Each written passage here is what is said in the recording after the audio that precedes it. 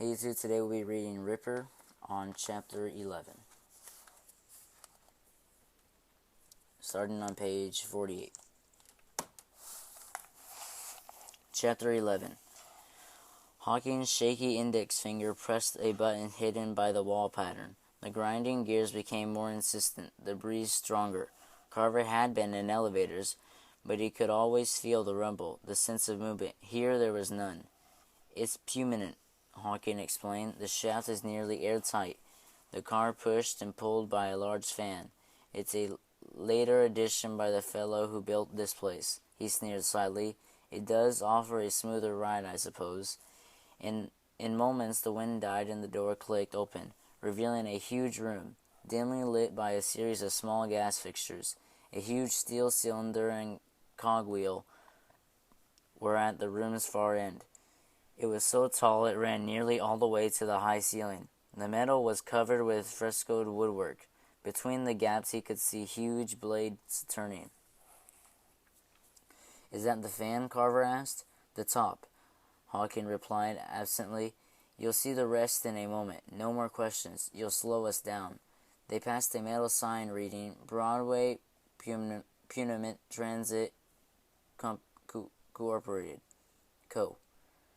Otherwise, the place seemed abandoned. They entered a long, featureless hall, then walked down several steps into a tiny room. Carver thought it was another elevator, but here Hawking simply opened a second door and with a vague wave of his hand said, "Welcome to the future," at least what Mr. Alfred Beach thought would be the future about 25 years ago. Carver gasped. There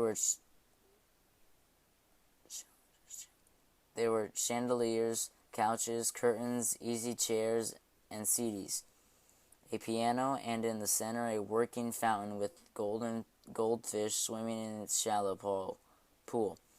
To the right, beyond a low wall, were the slowly turning gears and shafts of the vast fan in the room above.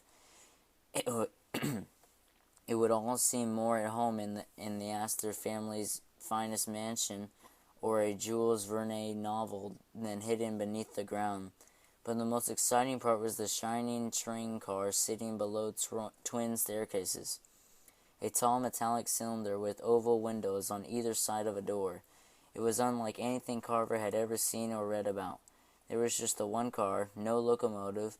Beyond it was a round tunnel, an iron tube, a perfect match for the car's shape. Its entrance ringed by colored gas jet flames glowing red, white, and blue. Carver longed to study every inch of this odd and wonderful place, but Hawking pushed him forward. "I'll explain it when we get into the car. I want to sit down." At the stairs, the reason for his testiness became clear. After putting his cane to the first step and twisting his hips to lower his foot, his face registered intense pain. Overcoming his hesitation about touching the grisly man, Carver grabbed Hawking's arm.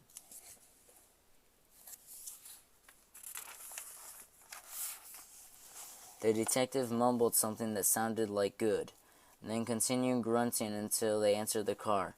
The dim 18-foot space held 2 rows of long cushioned seats, broken up by tables with gas lamps. It looked like a luxurious but narrow living room. Hawking dragged himself to one of the lamps and settled into the cushions beside it. After a single exhale, he leaned over and twisted the valve. "The zirconia light," he said with a sigh. "2 small cylinders, one with oxygen, the other hydrogen, are under the seats. Feeding this nozzle, which contains a bit of zirconium." Lowering his head to shield his eyes, he struck a match and held it to the lamp. A brilliant pencil-thin flame erupted, casting a powerful brilliance. Unlike the usual yellow gaslight, this was like sunlight. Carver loved it. Hawking waved at the light as if it were a mosquito. "It's toys, boy, all toys. You'll see more and more contraptions as you get older. But if I teach you anything, you'll learn that this is all decoration. What counts is what's inside you and what you can see in others. Got that?" "Yes, sir." "No, you don't. When our time together is nearly over, you may start to understand." He shifted his back to the glow and motioned for Carver to sit beside him. Using his heel, Hawking kicked a lever at the base of the lamp table in response. The car moved, but so smoothly, so quietly, it was only because he could see out the windows that Carver realized they were moving at all. Back in 1870, Hawkins said, Alfred Beach worked secretly digging this tunnel to demonstrate what he thought would be a more elegant way of traveling than the elevated trains that hiss and fart and stink up the air. People rode his little subway as a curiosity, but he never won the contract to expand. It was sealed up, forgotten, until I helped purchase it. It was another surprise and a day full of them. You own this? Don't go picturing any big inheritance. The money wasn't mine. It's nearly all gone. It belonged to Alan Pinkerton. I know you've heard of him, otherwise my card wouldn't have piqued your curiosity. Carver nodded. He was amazing. Hawkins' harsh demeanor faded slightly. You're right about that. I was there when he foiled an assassination attempt on President Lincoln. I worked undercover for him during the Civil War. After that, I helped him track some of the worst criminals the country's ever seen. Amazing. He was more a force of nature than a man, or so I believed. In 1869, he had a stroke. The doctors said he'd be paralyzed permanently. Pinkerton insisted they were wrong. It was painful as rising from the dead, but day by day, inch by inch, he forced himself to stand, to hobble, and then to walk. Inside of a year, he was back on his feet, slower, but still worth 10 men half his age. He paused. I wish I could say the same for myself. What happened to you? Carver asked. One life at a time, boy. While Alan Pinkerton recovered, his sons ran the business and never quite gave it back. He spent the rest of his life struggling with his blood over his own company. They saw the future in factory security, not exactly what he saw as his legacy. So in his will, he left his two most trusted agents, myself and Septimus Tudd, a considerable amount to establish a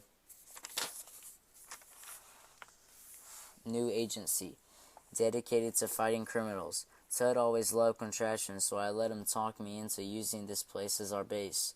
Why haven't I heard of you? Hawkins bristled. The New York Police Department has an annual budget of $5 million. They collect another $10 million in bribes. Pinkerton stipulated our organization remain secret to avoid corruption, even fight the police if need be. The little car slid into a wide open area. They were still underground, but this place was so airy it felt as if they were outside again. High above, Carver saw an arched brick ceiling supported by steel girders. The track ended at a small platform at the edge of a plaza. On either side were 2 3-story structures, buildings of a sort. One was open-faced, the other a windowless mass. In the open building, Carver could see inside many of the rooms. There were offices full of file cabinets, rooms that stocked pistols, rifles, and strange devices. A wide space full of wires and tubes looked like a laboratory, unlike the elegant but abandoned space beneath Devlin's. These were brightly lit and bustling with activity. Of the 20 people he could see, some worked in suits with bowler hats, other in shirt sleeves. There were even several women present. A man and a woman wearing goggles and greasy overalls were hunched over mechanical equipment whose function Carver couldn't even guess at. 3 men waited at the platform, 2 tall and fairly young, flanked in order. Rounder man in a bowler hat, closer to Hawkins' age, he looked something like a friendly sheepdog. It worked well for a while, Hawkins mused, until the money started running out. Are you in charge of all this? Carver said, ecstatic. The car door opened. The sheepdog man stepped in front of it, blocking the way, hands on his hips. You gave him the combination, Hawkins? We hadn't agreed on that, he said. No, I'm not in charge, Hawkins said. He is. That's Septimus Tudd.